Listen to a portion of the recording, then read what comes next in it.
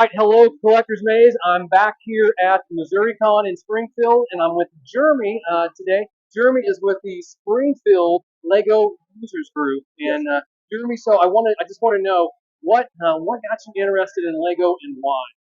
Um, I was introduced to Lego from some neighborhood kids that had moved into my grandparents' neighborhood.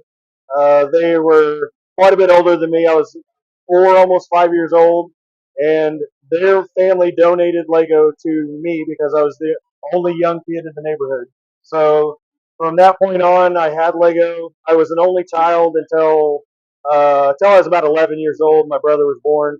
So I spent a lot of time by myself just building and playing. And my grandparents raising me, I was, basically had to figure out ways to have fun. So it just kind of grew from there. Once my brother was born, even though he was much younger than me, it was really nice to have a little play buddy. So I got to, build things and share with him and kind of get him involved with it as well. So we had a lot of fun growing up. Nice, nice. So you mentioned earlier what did Lego do for you? I mean, Lego, you actually found some help through the Lego. I mean, what did that do Yes. for you? Um, Went through a really kind of a what we call in Lego community we call dark ages, where most of the time when you're younger you get Lego or are introduced to Lego, you play, you get into your teenage years or early 20s, and you kind of put it away. It's toys, whatever, and then a lot of people come back to Lego for various reasons. My personal reason had death in families, and quite a bit of loss, and just lost myself really. And Mental illness runs a lot in my family, so depression and anxiety and anything and everything. So one of the ways that I coped with my not wanting to be depressed or not wanting to be stuck feeling or was I would isolate, which was not good at the time, but I would build. And building Lego really kept my mind busy, kept my mind off of, negative thoughts or even being around things that were bad influences. Like I said, losing family members, especially, a lot of people lose their way when you're older and old enough to do things like go to Mars or drink or get into trouble. It was my effect was reversed. I stayed home. I built Lego. I kept my mind busy, and through that, I learned patience. Learned determination. Really, for someone that doesn't, raising family or having kids of your own, patience is something that myself growing up without my father, I really had to learn on my own. My mom worked two Wow. jobs a lot of times, so it was just really just wanting to focus on something that was positive for me, and it turned into something that was positive that I could share with everyone else. I love that. I love that you were able to take the bricks and use that for your own healing, and then to build a community. So you helped found the St. Louis Lego Users It's Group? Springfield, yes, Springfield. yes, and you're not far off. How I got introduced to the actual club part of Lego collecting and enjoyment and sharing.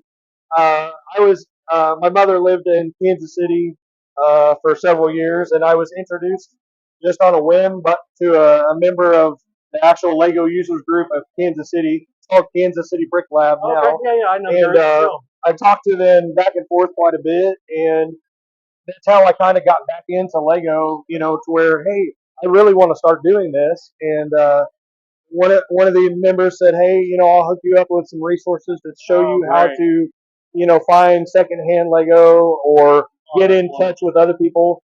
I honestly saw an ad on Facebook Marketplace for, hey, I'm a Lego enthusiast looking for other people that like Lego enthusiasts. If you want to meet up, we're going to have a meeting at the local library. And I actually missed the very first meeting that Bry Duncan had actually hosted.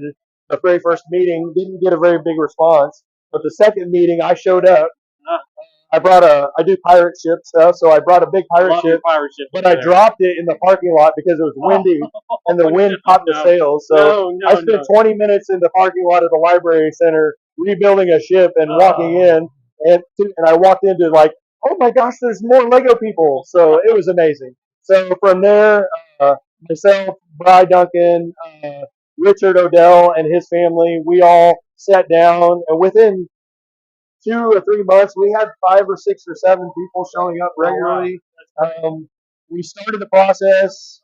Lego, to be a registered Lego user group that's recognized by the Lego company, they want us to do like a probation period of a year, 10 members minimum, and at least 5 events a year. So what we did the first year is once we started getting attendance and had at least 10 people, we just started doing small things. We started volunteer stuff at we did the Alamo Draft House, the movie theater. So for movie releases, one of the stipulations is the events have to have an attendance of 500 or more people.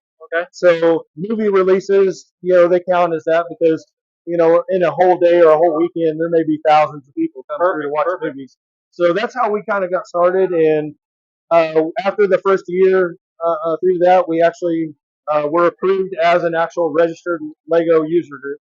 And from there, membership has just grown. This was all pre-COVID, so we had about 35 to 40 members every month showing up, building custom things, learning about Lego, learning about just the same things that I struggled with, how to cope, how to do things and involve yourself in something other than personal game stuff. So it actually did really, really well. Wonderful. So if someone wants to, here in the Springfield area, wants to hook up with the Springfield LEGO Users Group, where do they go? How do they get connected? So we introduce people at the shows or when people ask. We have a Facebook page called Sgflug on Facebook. If you type in Springfield LEGO Users Group, it will come up. You'll see a Lego logo. It looks kind of like a key, but it's this logo actually. Looks kind of like a key, but it's made out of blocks. Wonderful. But you can go there and you get introduced to kind of when we do our meetings. Typically, we do a monthly meeting every month. Usually, it's the first weekend, first Saturday of every month, at one of the library locations, whether it be South Side Library Center, the East Side, or over on the North Side on Kansas. So we do library centers because it's a nice neutral setting for people to come. There's no stipulations really. If you enjoy Lego or want to learn about it or want to get connected with people that do the hobby or go to shows like we do or just you're a part-time builder that likes to build sets, this is the place to come. Love it.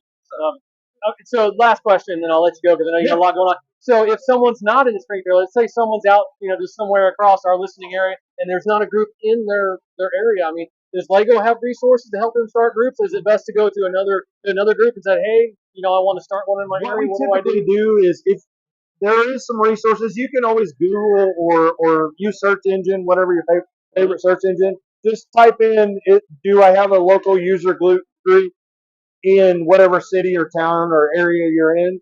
It'll usually tell you an answer. If there isn't anything that you can find, you can always contact any, because you'll get examples of other user groups that are probably close to your area. But if you reach out to any Lego user group, they can usually answer it or help you find the resources to see if you have one. Almost every city, major city has something. A lot of the states, like Arkansas, is a really good example, which some of our friends from Arkansas are here with us. Arkansas has a lug that is divided in like 5 different groups because the state is so vast and there's not a lot of major cities. So what they do is, the southern part, sometimes they'll meet, like 2 or 3 groups will meet together. So what we try to do is we just try to connect people with that. Once we know or don't know whether you have a user group close to you, if you don't have one and you would like to try to start one, we do have some information that will help you get directed to the people at Lego you need to speak to to help start one. Perfect. So, wonderful. Well, Jeremy, thank you so much for your Yes, time. I thanks for having appreciate us. this. I appreciate our conversation. Awesome. And thanks for all you're I doing on appreciate this you. Lego because I love all the stuff. Awesome, Love awesome. it. Love it. All right. Also, if you want to check out something really cool that Absolutely. low budget, or you can even get free passes through the library, Discovery Center of Springfield, we are doing a collaboration where we are actually building a Lego room, and there's tons of learning experience for children and families at the Discovery Center. One of the things we're doing in 2024 is offering some seminars on Lego and Lego building for not only young kids but teenagers and even adults later on in the year. Nice. So, and so that's at the Discovery Center. Where's that again? Discovery Center is right downtown Springfield. Downtown Springfield. Okay. It's about a block or half a block from the Shrine Mosque. From the Shrine Mosque, and that is open all the time. Yes. So weekdays, weekends. Typically weekends, Friday, Saturday, Sundays. They do a lot.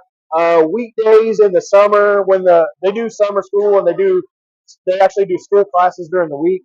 So they're kind of limited on hours during the week, but Friday, Saturday, Sunday is always open. And I'm sure they have a website or a Facebook page. Yes, they do. Springfield Discovery Center or Discovery Center Springfield, and I don't remember if it's .com or .org, but you can find them on Facebook as well. I love that you guys are doing it. I love that, man. All right. Thanks a lot. Appreciate you. Have a great day. You too. Thank you.